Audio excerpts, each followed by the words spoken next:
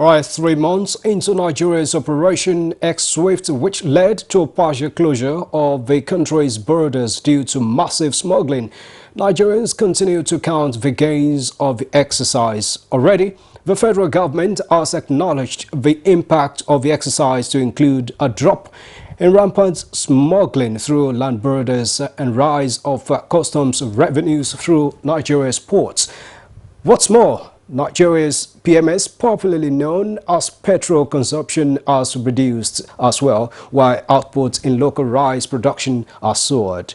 What are the other gains of the partial closure, border closure? This will be our focus on Nigeria Today on NTA News 24. Welcome to the program. I am Musbah and Wahab.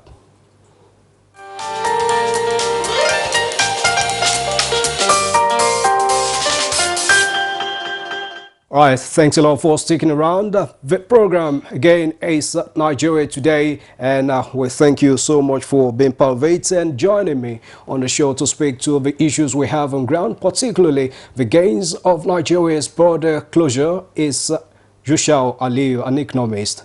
Welcome. Thank you very much. It's good to have you. Thank you. And also we have the program on the program. Executive Director of Feed Africa Advocacy Network, Chika Okeke. It's good to have you. Yeah, thank you so much, and good evening to Nigerians. To discuss how the policy will help in feeding Africa. Exactly, and feeding Nigeria first. Okay, let's hit the ground running. Now, it's been 3 months into the program, this partial border closure. I'm starting with you, Yushau. Now, what's your assessment so far about this policy? By the term partial, it means that there are things that prompted the action, because ordinarily, looking at international trade, looking at ECOWAS itself, they are supposed to have been free trade. But my assessment is the fact that it is now that the West African state understood the power of Nigerian consumers, because most of the things that are consumed and then people driving benefit out of it, especially in terms of profit and also creating jobs, it is the same Nigerian consumer that has been created. So my assessment has to do with one, the voice of the nation, that is Nigeria, is now heard all over the world, and as a result of betraying certain trade agreements. You know, when agreements are reached in trade, every party is expected to observe what has been admitted or what has been committed. So in my own assessment, one of the greatest advantage we have now as a nation is that we have shown the entire West Africa, we have shown the entire continent of Africa that if we want to be serious on our economy, we can be serious. So now this is step one, being a partial closure. The step two is going to be looking at what we are consuming at all levels, including what we are enjoying, not only in beverages, not only in health facilities. It is time for Africa, because we produce some of the best pharmacists, we produce some of the best nutritionists. So it is time for us to sit and also to package based on the federal government program of special economic zones. We have to now bring specializations in what can take Nigeria to be producing what we are looking, because the future of Nigeria is so great, because we have potential consumers, we have a very good market, and we have very good institutional arrangements. Thank you very much. Obviously, you're giving a pass mark to this program, right? It is. Okay, now coming to you, KK. Yeah. It's been 3 months afterwards. Exactly. What's been your assessment of this program?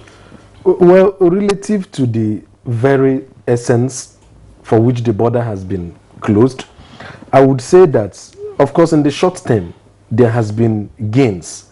In the short term, there has been gains in the fact that revenue has been up, in the sense that, of course, the very heart of the border smuggling is the issue of the loss of revenue to the government, apart from the issue of the local producers who are being, of course, not protected. So for the issue of revenue, I would say that, yes, government is ramping up more revenue, government is having more revenue accrued to it, but in terms of stimulating local production especially for agricultural products. I would not say that there has been a lot of gains. Yes, there has been gains in the sense that, yes, farmers are now happy to go back to the farm, in the sense that, yes, they know that they are going to be protected. But the question is, are we going to sustain the gains? So beyond the excitement of the border closure, I am much concerned about what is going to happen when the border becomes actually reopened again.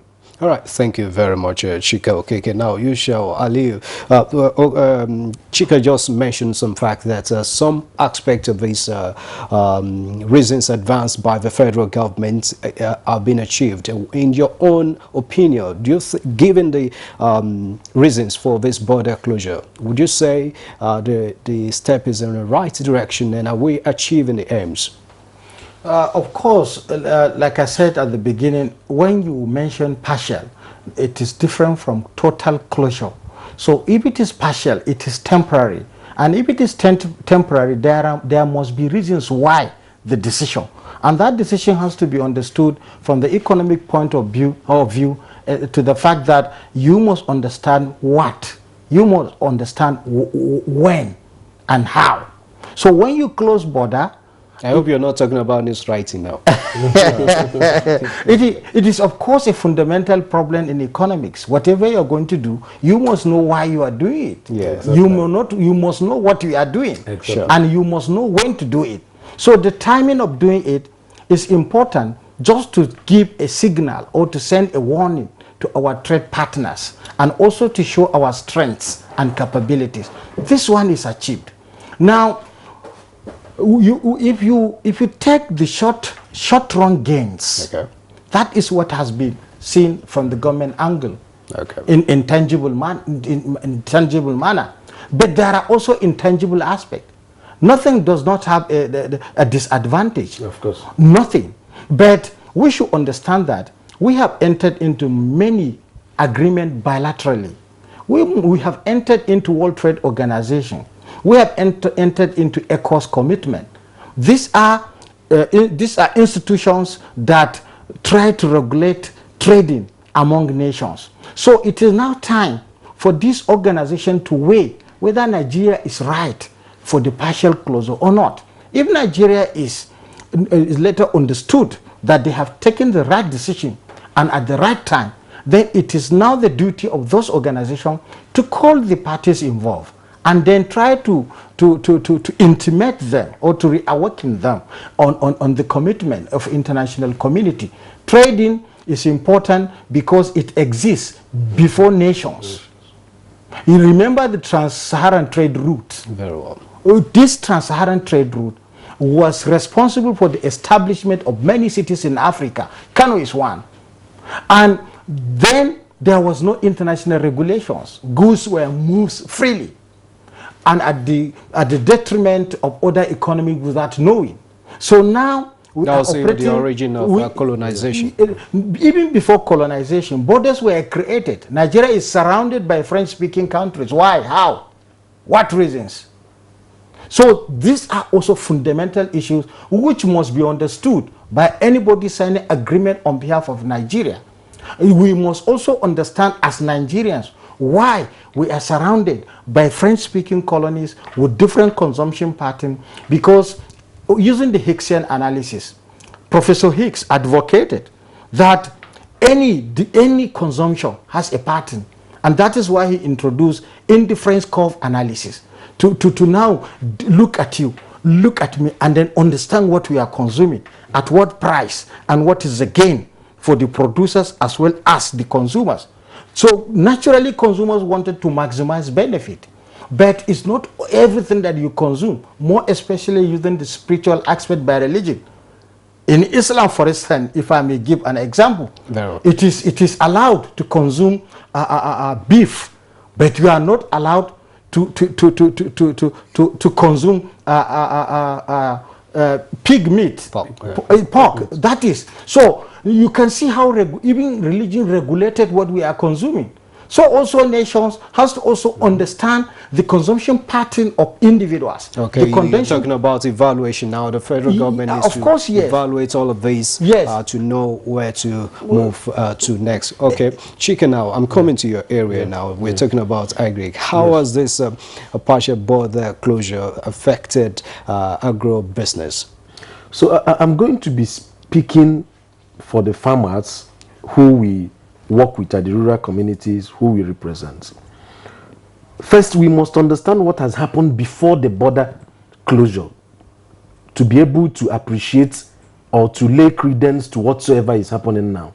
Of course, before the border closure, local agri producers, rice, poultry, palm oil essentially, these are the three major commodities that has been affected greatly by the smuggling of agricultural products, and of course vegetable oil as well. So the question is, before the border closure, rice farmers of course have not been able to compete with the imported foreign rice. There are two key ingredients that makes agricultural production profitable. One is productivity, the next is competitiveness and pricing. And so productivity, in the sense that the Nigerian farmers are among the least in terms of yield in the entire world, struggling with a yield per hectare of rice, for instance, 2 tons per hectare. Thailand, they have got as much as 10 tons per hectare, 8 tons per hectare. So the question is, 3 months after the border closure, has the Nigerian rice farmers suddenly started achieving more productivity from his farm than he was achieving 3 months ago? The answer is no. On the second part, pricing and competitiveness. So there has never been any difference between production outputs before this closure and now? Yeah, that's exactly where I'm driving to. Because output is relative. So you need to understand what actually constitutes output. Is it output in terms of yield? Is it output in terms of more number of rice being produced? So for productivity, we've still not done that. The Nigerian farmer is still struggling with poor seeds, meaning that we are not able to get effective yield. On the issue of pricing and competitiveness, at the moment, are our local rice able to compete on a favorable ground with imported rice? The answer is also no. 3 months after the border closure, is it been achieved? No. Why? Because our cost of production in Nigeria, the average cost of production of local rice in Nigeria per hectare is almost ×2, is a double of what the farmer in Thailand is going to use in doing the same hectare. So we are still not competitive. Our farmers are still not, we are still not able to compete at the international stage. So in terms of output, we also need to understand this. Beyond any other thing, what the border closure has been able to show is revealed a fault line to show us that we have not been doing enough in local production of rice. So what exposed us that our data, our statistics, our indices in 2018, the CBN said we imported only about 5,000 metric tons of rice. The United States Department of Agriculture said it was a 1.something million ton. A lot of gaps between. So our data is also not correct. If our local production is right, then ordinarily you would not be seeing an astronomical geometric increase in pricing. So, but what is happening is that we are shutting the borders to the imported foreign rice, so the consumers are forced to do what? To simply embrace the local rice. But the question is that sustainable in the long run? And that is my greatest fear. That is why I said in the beginning that my excitement is being short-lived, because I am afraid that we are not tackling the foundational and fundamental issues that are aiding and abetting smuggling. How do we do that? Good. In the agricultural sector where I belong, the government needs to, as a matter of urgency, tackle the key issues that are making our farmers not to be productive enough. So as such, our ratio of agric extension to farmer is 1 to nearly 6,000. Comparable to the Food and Agricultural Organization 1 to 400, this is abysmal. We need to be able to have more extension workers who are giving farmers the right information on how to grow rice. So as such, we need to be able to grow more rice from the farmland that we have. We need to be able to do more from little. So quality seeds needs to be provided in the hands of the farmers. The government needs to bring out a sustainable program beyond the anchor borrowers program that we have seen is also riddled with a lot of corruption. The government needs to be able to go that to mechanize also the sector. So we are still doing cutlass and whole farming and rice. That cannot compete with imported rice.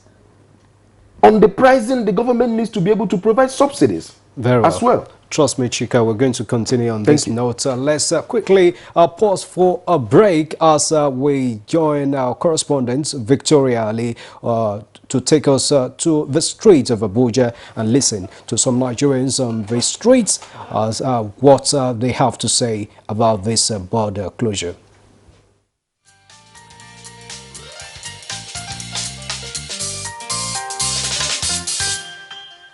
It has actually been of positive light because the border closure actually is supposed to aid up industrialization in Nigeria and aid more productivity as regards to the agriculture. Most of the government policies are very good. Closure of borders. We encourage local production. We discourage all the junks that people are just bringing in. The promotion of our own local rice that is made in Nigeria has been promoted. Influx of the ammunitions that will become harmful to us has been stopped. People may not see gains, but definitely there are gains to it. It is to promote our economy, production, agriculture, products. It is important, but with the time, that is actually the problem. They help our local farmers to patronize, to sell their goods that are getting outside on, to help our farmers boost our economy.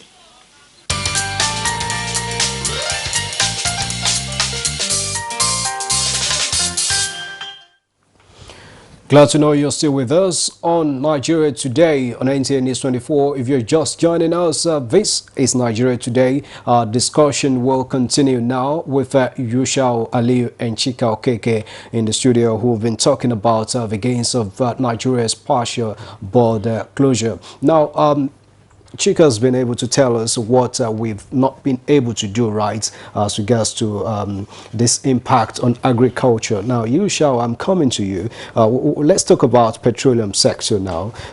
It's been established that smuggling of petroleum products has drastically reduced with consumption rates figures also coming down. Now, as an economist, do you see these affecting the price of petroleum products very soon?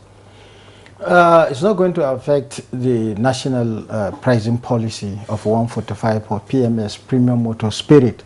But what I see clearly is the commitment of government under subsidy regime, because the essence of stopping the movement of PMS to those neighboring countries is as a result of subsidy. Removing the subsidy, we can sell our product, petroleum prices, to our neighbor. We need market. We are selling our crude oil to other international market. So by the time subsidy is not part of our pricing policy, we can extend market. We can have more refineries. We can sell more. We can employ more people. But at present, I'm looking at the NNPC being the core factor in the whole arrangement as weak in the sense that has been taking place for a longer period and nothing was done. So if it has been that for that long, then who is in charge of distribution of the same product which government bears much subsidy on? So, but thank God, custom being an instrument of raising funds for government, and also based on the policy of government on protectionism, because the essence of the partial border closure is attached to what is called protectionism in an economy, where you protect whatever you are doing.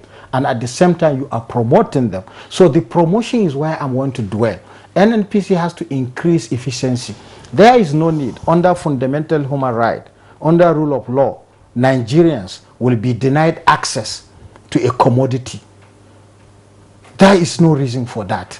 The people that are living 20 kilometers to borders, they are still Nigerian. Nobody withdrew their own membership of being part of Nigeria. The only thing is for the institution responsible to make sure that all the loopholes are cleared. If you clear them, you make them more loyal. You don't try to ignite people to begin to have suspicion or to lack what is called citizenship. Citizenship is very important, and that is why we have right, and that is why the market is a contestable market. It's a contestable where it has features of monopoly, it has features of perfect competition. And in all these arrangements, it is expected that there must be the availability of those goods. But government has to employ. It's an opportunity for government to reduce unemployment. Already you talked about evaluation, what the government needs to do. Yeah. Reassess, appraise the policy so far, what we've been able to achieve. Uchika, you talked about the price, this policy not yet affecting the price of rice, particularly in the market that most Nigerians are used to. Now, we know that no gains without pain sometimes. So what are the other things you think Nigerians should bear at this moment for this thing to have a gain? At least. My words to Nigerians, which I have always done at this point, is that we need to endure the pains of this present time to be able to grow this country. With hope, right? With hope, yes, of course. We need to be more patriotic in our consumption. There is patriotism in consumption. So at this point in time, we need to be more patriotic in our consumption. We need to be able to patronize more of the locally made rice, the locally made tomato products in the market, the locally grown wheat. We need to be able to patronize our own poultry products instead of the imported ones that are even contaminated. So Nigerians need to understand that growth of every nation is in phases. And at this point in time, we would need to make sacrifices if we need to move Nigeria forward. Nigeria cannot continue to be a dumping ground where our own local producers, are taken out of the market. However, there is a caveat here. For the citizens to be able to bear this pain, the government needs to demonstrate a high level of honesty.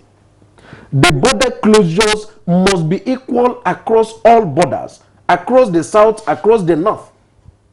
There should be no porous borders at this point in some places, and at other places there are closed borders, because it would mean that there would be differentials in even the cost. So which means a Nigerian who is in Abuja is going to bear more pain than the other one who is in Lagos or in various locations. So the government needs to demonstrate high level of honesty, sincerity, and accountability in managing this closure of the border, be it temporarily, be it in the near future. They need to show the citizens that yes, we are honest, so that the citizens in themselves can be able to say yes, we accept this, and we have trust to be able to move on. Even the best automobile makers in the world, we've had the arguments where people say that there is stones in the Nigerian rice and what have you. But even the top automobile companies in the world, we know that they record their vehicles after manufacturing and admit that there are errors. So we have room for improvement. So these are what they need to bear. Exactly. Now, Yusho, quickly, let me come to you quickly.